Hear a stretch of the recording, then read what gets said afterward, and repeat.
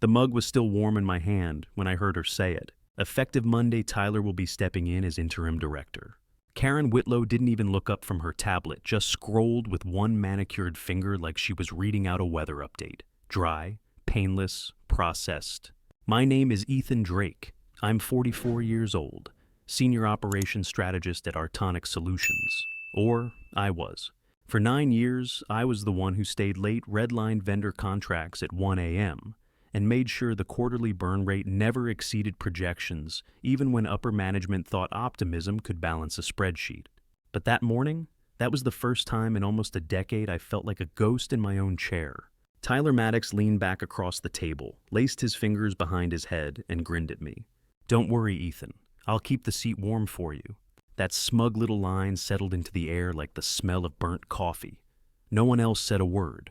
The conference room was sterile. Glass walls, polished steel, the kind of place that echoed with performance reviews and passive-aggressive compliments. I'd chosen that room myself during the renovation 2 years ago, had even negotiated the vendor contract with a clause for quarterly airflow maintenance. I remembered because I was the only one who thought oxygen mattered more than aesthetic.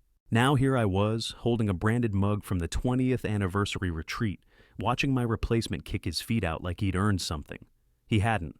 He'd just survived the right lunch meeting. I didn't speak right away, just set the mug down gently on the table, then looked over at Karen. She finally glanced up, tilting her head like she was evaluating a printer jam.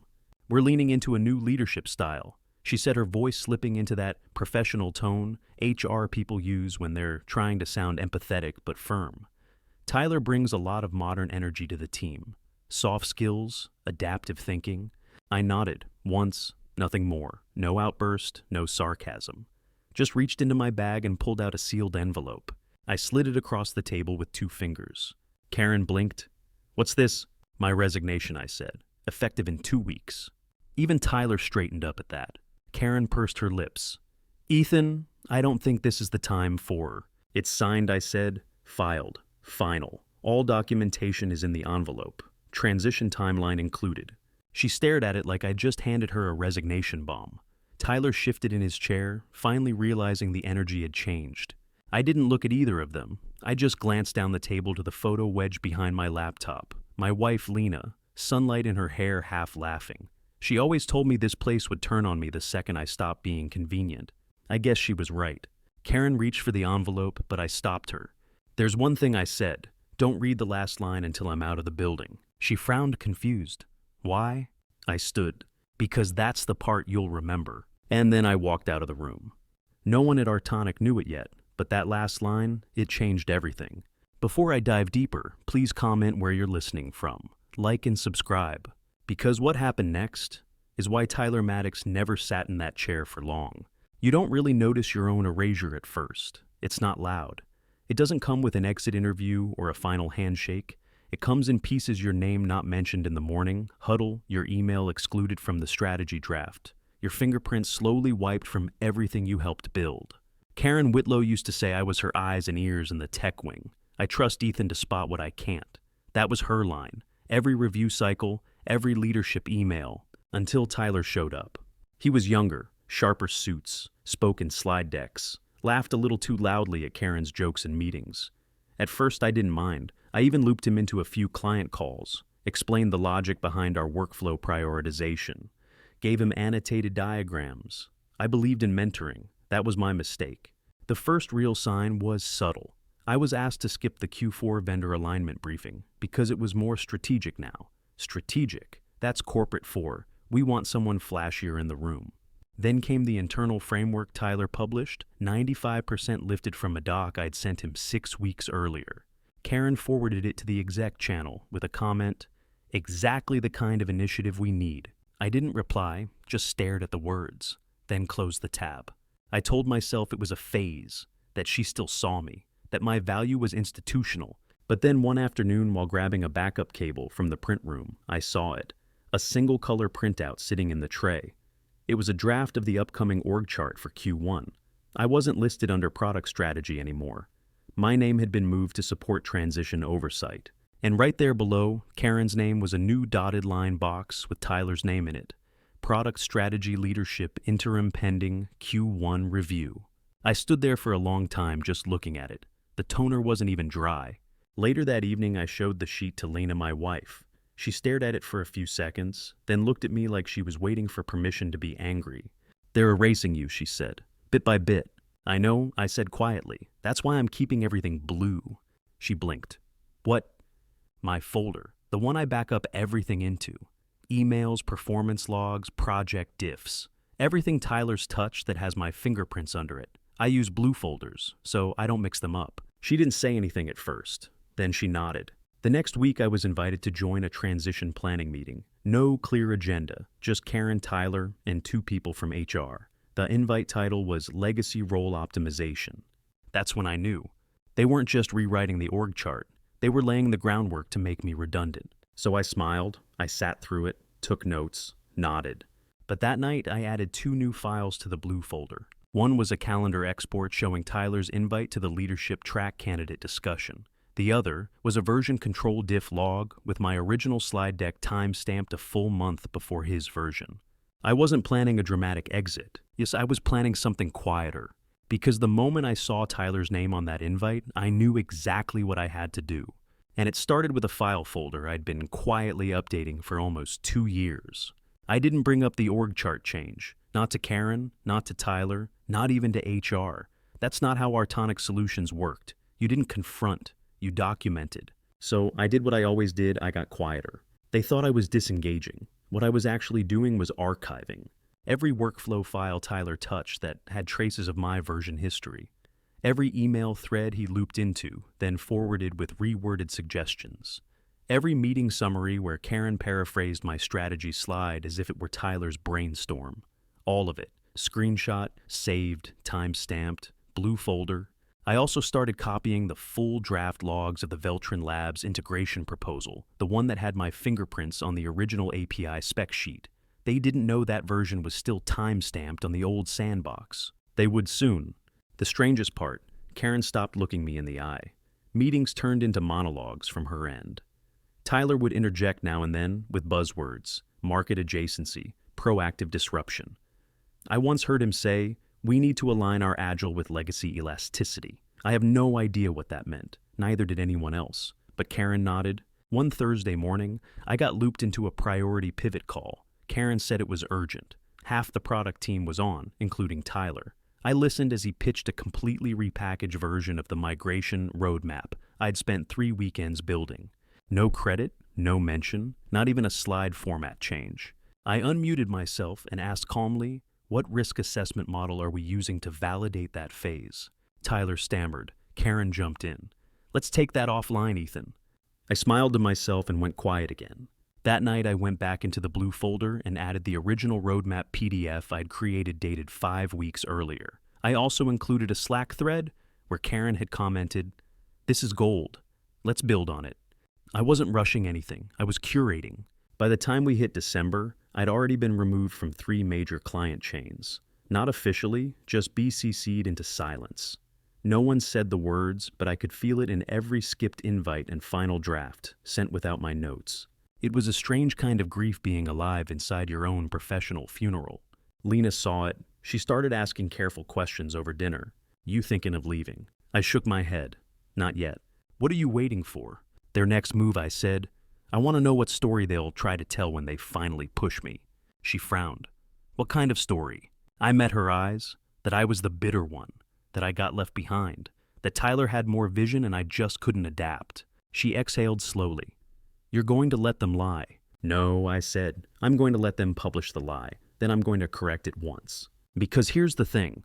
There's a clause buried in Artonic's leadership transition manual. I helped draft it back when we were still building out risk compliance standards with legal.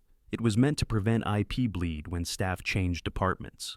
It's called a continuity stipulation.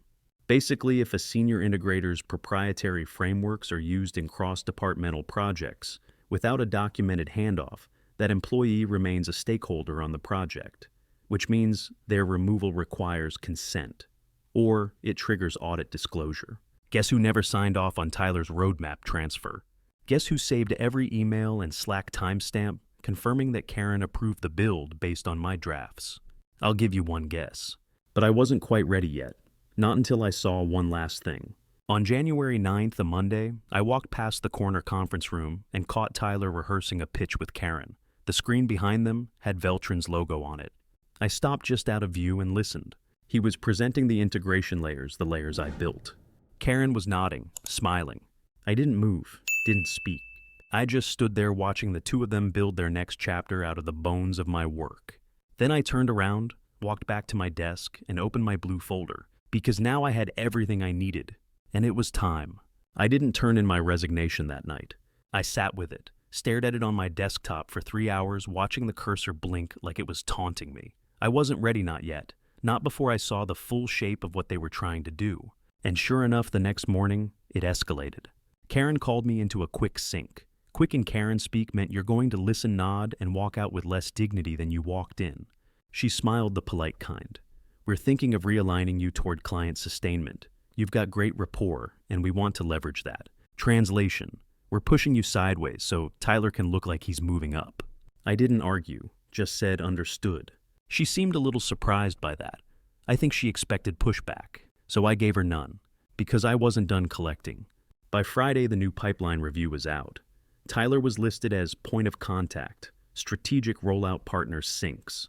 That used to be me, used to be my relationships, my roadmap. But what Tyler didn't know, what Karen had clearly forgotten, was that I'd built that roadmap using 6 private notes from Vera Lynn. She was an exec on the Veltrin Labs side, sharp, practical, and not easily impressed. Vera once told me during a coffee break in Chicago, "You think 2 chess moves ahead. That's rare in your line of work."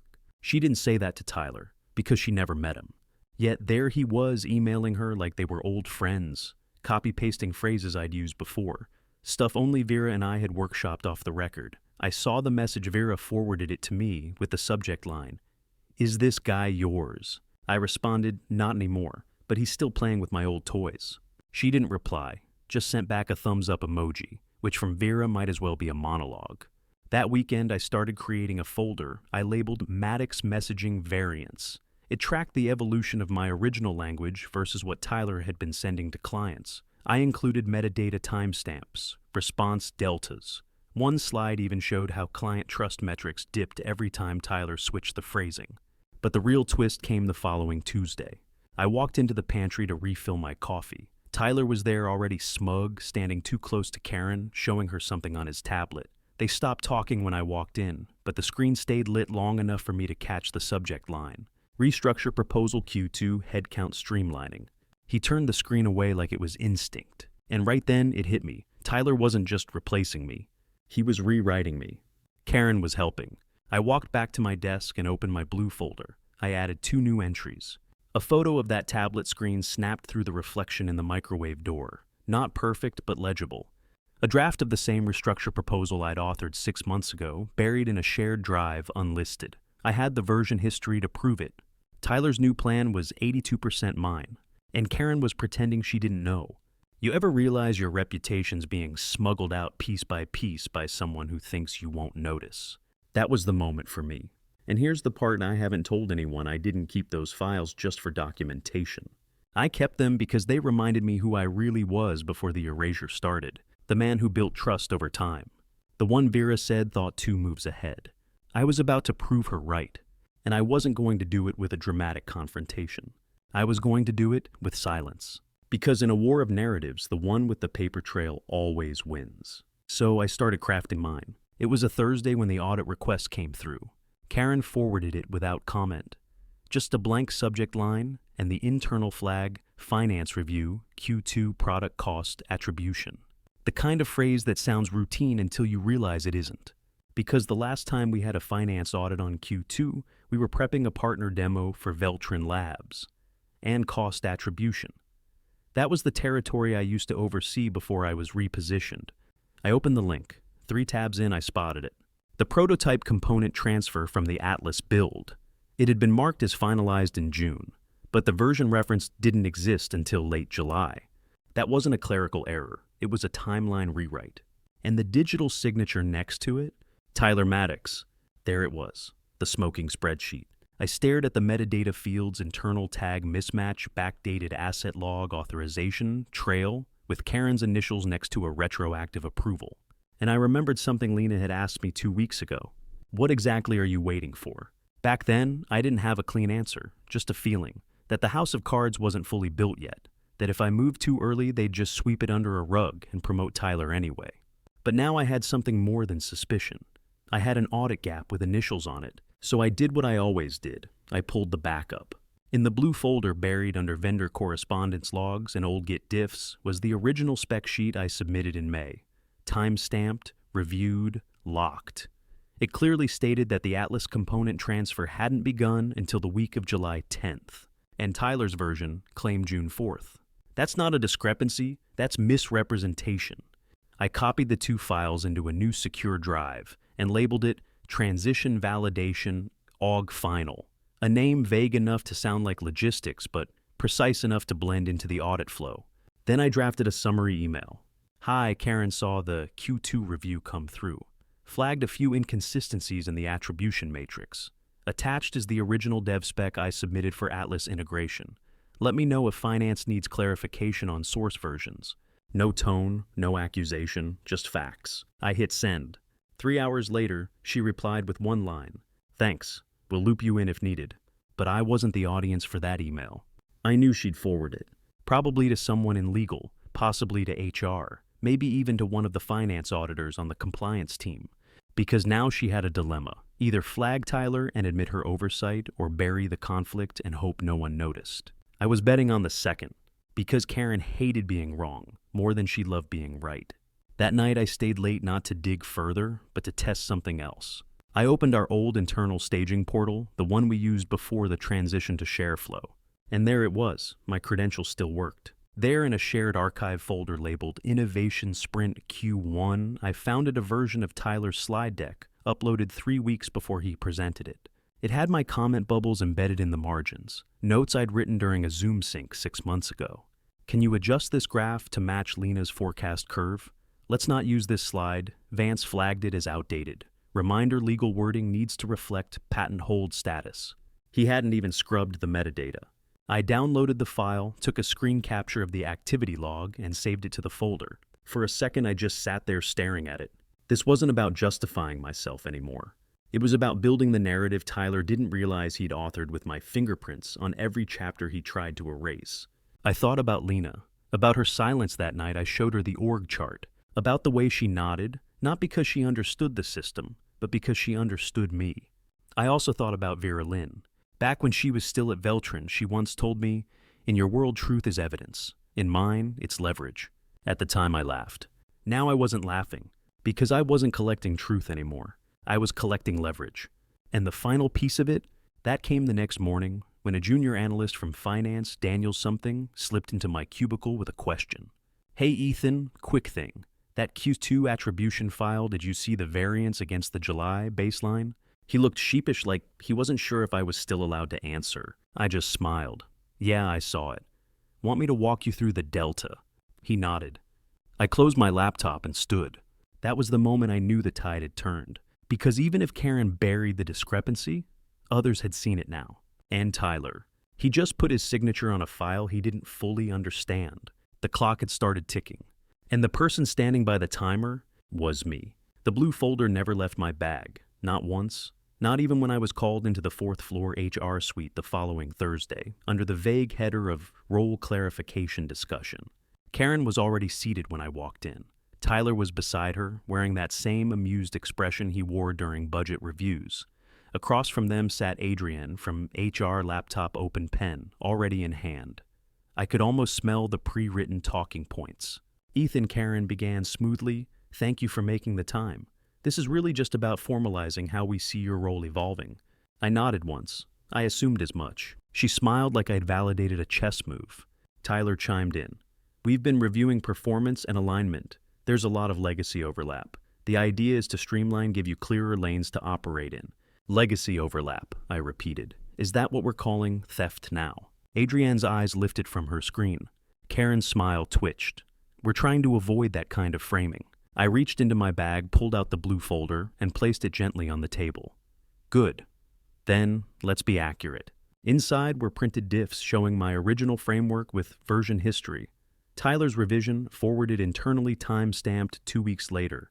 Email threads, calendar invites. My original Slack messages, screenshots.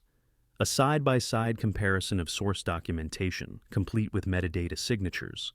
I didn't raise my voice. I didn't need to. I slid the folder to Adrian. I assume you'll want to review this before any transition language is finalized, I said. Tyler coughed. Karen didn't move. Adrienne stared at the open folder for a few long seconds before closing her laptop. That would be appropriate, she said quietly. I looked at Karen. You once told me I was your eyes and ears in tech. What changed? She blinked. The company evolved. No, I said calmly. You stopped looking, and Tyler only listens to himself. I didn't need to raise my voice. I just needed to raise the evidence. If you've ever had to outsmart someone who outranked you like this video, and subscribe. Then I stood, walked out slowly. No folder, no scene. Just a lingering silence.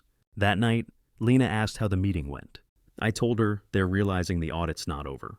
And I meant it, because the next name in the metadata string didn't belong to Tyler. It belonged to someone higher, someone who had their fingerprints on more than just my slide deck, someone who still thought they were safe. The hallway lights flickered as I walked toward conference room B. Not the main boardroom. Karen would never sully that space with anything involving me anymore.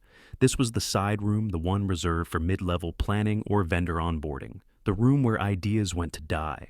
Karen Whitlow was already seated when I entered, legs crossed, one finger tapping an iPad. Tyler Maddox leaned against the window arms, folded, grinning like he knew the punchline to a joke I hadn't heard yet. Ethan, Karen said without looking up. Glad you could join us. You booked me, I replied flatly. She finally met my eyes, something smug behind her expression. We're restructuring the vendor compliance process. Tyler will be taking point. There it was, the next slice. Not a demotion, not quite, just a clean shift of power with a glossy label. Tyler, who once asked me if GDPR was a new brand of energy drink, would be taking point. You want me to train him? I said. Karen smiled. You always were good at onboarding. I felt it then. The same tension I felt 3 years ago when Lena and I sat across from the doctor holding hands as he explained the risk factors of her third miscarriage. That strange split sensation. Part of you in the room, the other part watching it all happen from somewhere else. Sure, I said. I'll get him up to speed. The thing is, Tyler didn't know what speed even looked like. By noon, he was already slacking me for password resets, asking where the vendor audit templates were stored, and whether he should CC procurement on policy changes. I played along, smiled, shared everything he needed to fail spectacularly. But what really hit me was what came after. That afternoon, I got a message from Vera Lynn, still at Artonic. It read, might want to jump ship before it sinks. I replied with just one word: soon. And that night, Lena looked over at me across the dinner table. Sophia was at her friend's. The house was quiet, and she said gently, You're not staying, are you? I didn't lie. No. She nodded, her fork hovering over a piece of broccoli. Then make sure it counts. That sentence, that moment, it burned into me. So I did. I spent the next 2 days quietly copying my compliance notes to a private encrypted drive. Not company files, my own notes, observations, pattern logs, a paper trail of inconsistencies, internal rule bending, and procurement favors that Karen had once bragged about over drinks. And while I prepped Tyler to implode, I scheduled lunch with Vera. We met at a Vietnamese place halfway between the old district and Veltrin labs. She looked sharper than I remembered, different energy, like she'd finally stepped into the role she was born for. Tell me, she said, leaning in, do you want to just escape Artonic, or do you want to bury it? I looked at her, thought of Lena's words, thought of the cold conference room and Tyler's smirk. I want to make sure they never do this to anyone else. Her smile didn't fade. Then I have something for you. She reached into her bag and slid over a sealed envelope. Inside was a formal offer from Veltrin. Better title, higher comp, reporting directly to Eric Vance. But that wasn't what made my chest tighten. It was the last page. A clause granting me control over post-acquisition vendor integration, and listed almost casually was Artonic Solutions. You're acquiring them. Not officially yet, but yes, we already own 28%. The board votes next quarter. I sat back. Air suddenly felt thinner. The chessboard was spinning, and I wasn't just a pawn anymore. Why me? Vera didn't hesitate. Because you know where the rot is, and because you're still ethical enough to do it the right way. I stared at the clause again. It wasn't just an offer, it was a key. You ever realize your revenge plan was never really about revenge? Just restoration, rebalancing. That's what this was becoming. And maybe that's what makes it stick. I didn't answer right away, just folded the paper and slipped it back into the envelope. I'll think about it, I said. Vera smirked. You already have. I paid the check, and while walking out into the breeze, the streetlights warm against the late spring dusk, I knew. This wasn't the end of the story. It was the part where the real beginning finally had teeth. The silence in the compliance channel said it all. Tyler had forwarded a vendor intake form to procurement without verifying it against the EU sustainability clause, one I'd highlighted in red just 2 days earlier. That single oversight triggered an internal audit, then a vendor review, then a full halt on 2 Q2 shipments. The Slack thread ballooned. Leadership pinged. Karen didn't respond. Then she did too late, too defensive.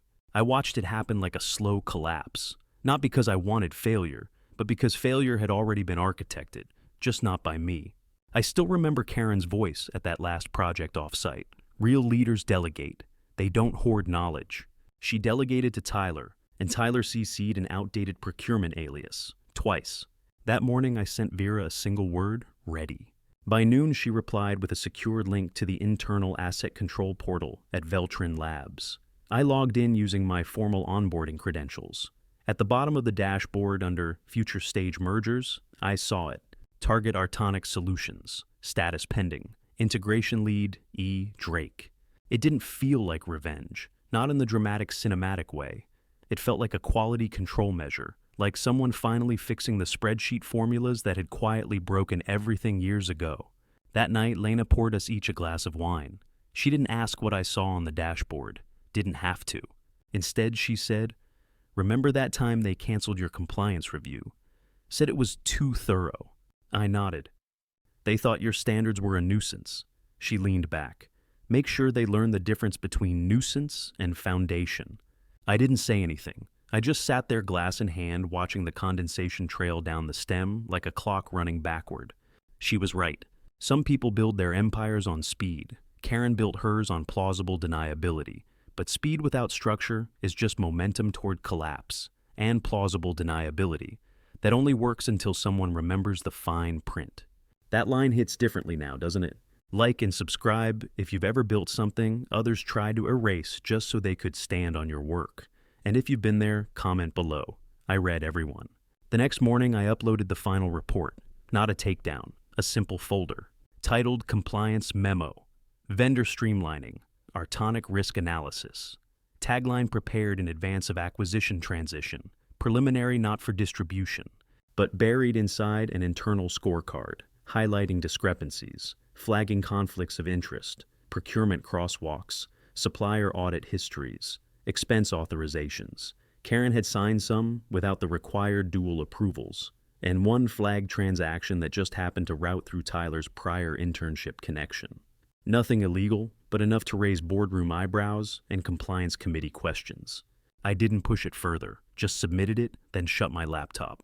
You ever watch something collapse not from anger, but from structural integrity? Like the building was already leaning. You just walked past and whistled. That's what this felt like.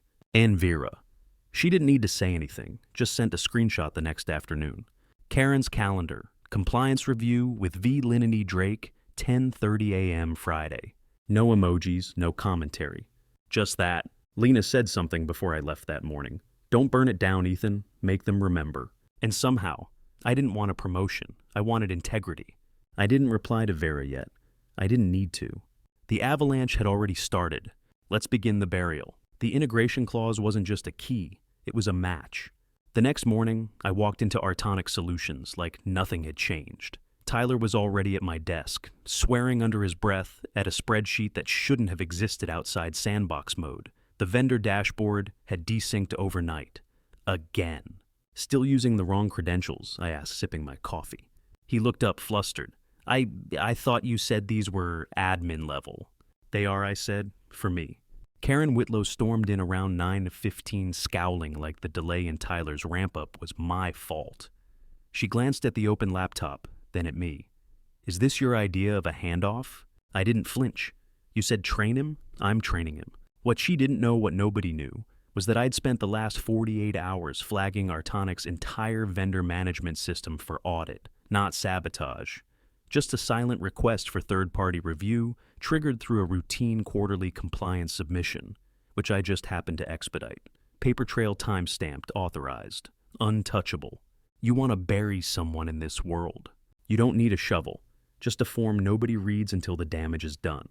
At Veltrin Labs, Vera Lynn was already looping in legal. The acquisition vote was weeks away, but our window was now. She wanted leverage before the final price negotiation, proof that Artonic wasn't just inefficient, but compromised, so I gave it to her. Remember, those notes I backed up, I anonymized them, ran them through a vendor integrity audit, and cross-referenced policy deviations with supplier kickbacks, 3 of which I knew Tyler had blindly approved using boilerplate templates. 1 signature, 1 procurement ID out of sequence, 1 Slack message from Karen saying, "Just push it through. I'll deal with legal later." It was dated 3 weeks before I left. She forgot I was still on that thread. That message became Exhibit A. By Thursday, Veltrin's general counsel had all the ammunition he needed, and I was still at Artonic, still pretending to train Tyler, still nodding in meetings like the good little compliance ghost I'd been for 5 years. Except now, I was also the knife under the floorboard. The board-level call came late Friday. Karen didn't know it yet, but the integration audit had been escalated. The Veltrin acquisition team was exercising their conditional oversight clause as a 28% stakeholder. It was legal. It was clean. It was mine. That night, Lena and I sat outside under the string lights we'd installed after her last recovery. We hadn't talked much about Artonic in weeks, but as I poured us each a glass of wine, she asked, "You still think this is about what they did to you?" I shook my head. It's about the next person who sits in that room thinking their work will protect them. She didn't say anything for a while, just leaned into my shoulder, eyes closed. Then quietly, "Make it hurt, but make it matter." That became my filter for every move after. I wasn't just crashing a company, I was disinfecting it. The next week would bring emails, board statements, legal requests for compliance logs that Tyler had never learned to generate. Karen would scramble pulling in IT to cover access logs. But the signatures wouldn't match, the paper trail would be clear, and I would already be gone, still quiet, still watching. Because revenge is loud, but accountability, that's a whisper that echoes forever. By Tuesday, the press had it, and Karen. She wasn't leading anymore, she was explaining, on record. By the time I walked into the penthouse floor of Veltrin Labs, the view felt oddly familiar. Not because I'd been there before, because I'd earned my way here in every way that mattered. Eric Vance didn't waste time. "You know why you're here, Ethan. Let's talk terms." The room was quiet, glass walls soaked in sunlight, silence punctuated only by the hum of a nearby espresso machine. Vera Lynn sat off to the side, not speaking, but watching me with the calm confidence of someone who already knew how this would end. Eric slid a folder across the table. VP of Operational Systems, fully autonomous division, your team, your protocols, your pace. I didn't pick it up. Instead, I asked, before I say yes, how bad is it over there now? Eric sighed. Karen's clinging to a narrative that's already crumbling. Tyler Maddox, well, turns out giving a smug mid-tier analyst the keys to enterprise resource governance wasn't a genius move. He greenlit 2 overlapping system upgrades that tanked the Q3 delivery schedule. 4 major clients defected this week. Your name came up in all of their exit interviews. I nodded slowly, and Karen? She's under board review. 2 internal audits flagged misappropriated task billing and manipulation of KPI reports. Half of it sourced from documentation your team quietly preserved before you left. That wasn't accidental. Before I resigned, I'd made sure the forensic logs were backed up, time-stamped, and synced to an encrypted archive accessible only by Veltrin's legal team, should they ever need to vet a future hire. Guess they did. Eric tapped the folder again. Your call. But just so you know, when this goes public next quarter, Karen's out. And we'd prefer you in place before that happens. I finally opened it. Stock options, team transfer rights, a clause protecting R&D ownership continuity, one of my non-negotiables after what happened at Artonic. You still haven't asked the one question I expected, I said. Eric raised an eyebrow, which is why I want this. He sat back. I figured you'd tell me when you're ready. And I did. It's not about getting even with Karen or proving anything to Tyler. It's about ensuring that people like them don't get to write the legacy of people like me. I'm not trying to climb higher. I'm just reclaiming the foundation I built before they buried it. He nodded slowly, spoken like someone who's ready to run a company. Then he smiled. But let's start with this division. I signed. But that wasn't the end. Because the next day I made one more call to the systems compliance board that oversaw Artonic's federal contracts. I had documentation. They had jurisdiction. Karen had her secrets, but I had the audit trail. And I wasn't done just yet. I didn't expect the call from the board. Not really. But when it came, there was a calm in my voice that surprised even me. Ethan, we'd like your insight on a few irregularities flagged during last quarter's reconciliation. The chair began careful rehearsed. You're not obligated. I'll come in, I said, already walking toward the cabinet where I kept my old badge. Still clipped to the inside was a folded printout, not of my resignation letter, but of something I knew would age better, the full project log from Falcon Wave. Vera Lynn met me at the glass atrium of Artonic Solutions, where the polished tile looked more scuffed than I remembered. You're about to see some very nervous faces, she said quietly, guiding me through security. Tyler's had a rough quarter. Karen's avoiding cameras. The boardroom looked smaller now. Or maybe I was finally standing taller. The same table where I'd been humiliated weeks earlier now, I had a different energy. Uneasy, restless. As I laid out the updated performance deltas from Veltrin Labs and highlighted the confidential notes from the Falcon Wave contract, no one interrupted. I didn't raise my voice. I didn't need to. Artonic used to be the gold standard in compliance-informed automation, I said. Now your biggest bid loss in 5 years came down to misaligned integrations on a framework I authored. Karen's seat was empty, but her name still glared from the slide. I pulled up the Slack message where she approved Tyler's rewritten modules without peer review. The timestamp was after I had officially departed. I let that sink in. Per Section 9.3 of the Falcon Wave RFP, I continued unauthorized alterations to security protocols are grounds for full disqualification. That clause was written after the Solar Sentinel leak, which Artonic should have remembered seeing, as I was the one who flagged it 3 years ago. One of the directors cursed under his breath. Tyler tried to speak then, fumbled something about delegated oversight and iterative compliance that didn't even sound convincing to himself. That's when Eric Vance walked in, CEO of Veltrin Labs. And he wasn't alone. With him were 2 Falcon Wave representatives, real ones. No pretense, no press release. Just a quiet nod and a signed letter of intent. Effective. This quarter, Eric said, we're awarding the full systems contract to Veltrin Labs. He looked at me, then added, because one person in this room knew how to build it right the first time. I didn't smile. I just turned back to the board. You didn't lose this deal last week, I said. You lost it the day you stopped listening to people who gave a damn. The silence was the kind that lingers, the kind that stains. And somewhere beneath that quiet, I felt it finally settle. Not revenge, not even pride. Just confirmation. I was never trying to burn it down. I just needed them to see what they built without me. Later that night, Lena poured us both a drink. Same glasses from the anniversary set. She didn't ask what happened. She just raised hers and said, now they know. But it wasn't her words that stayed with me.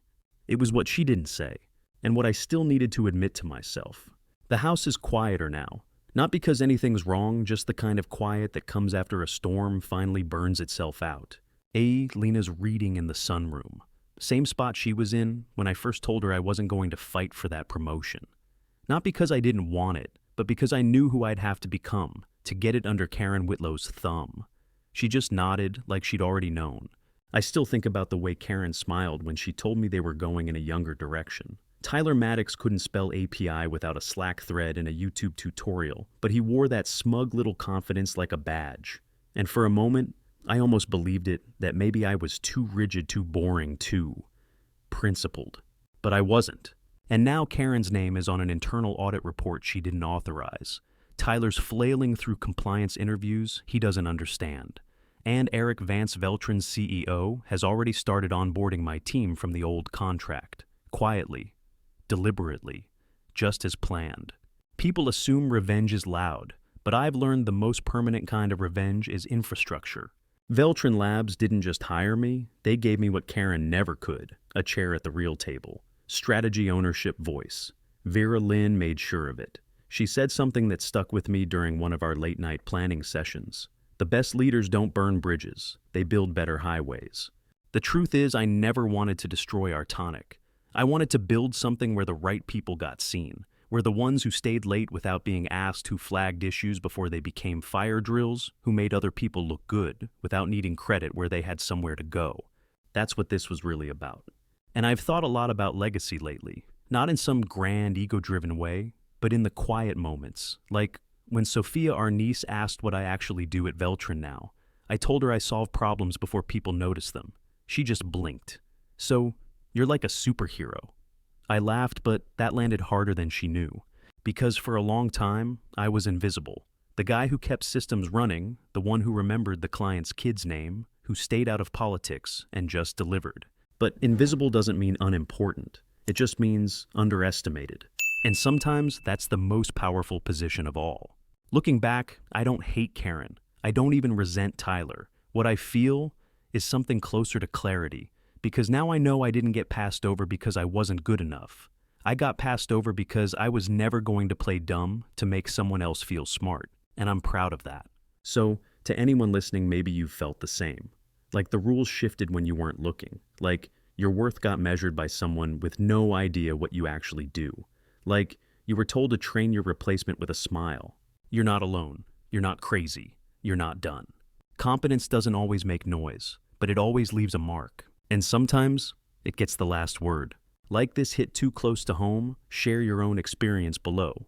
Like, subscribe, stick around for more true stories about getting justice in the workplace.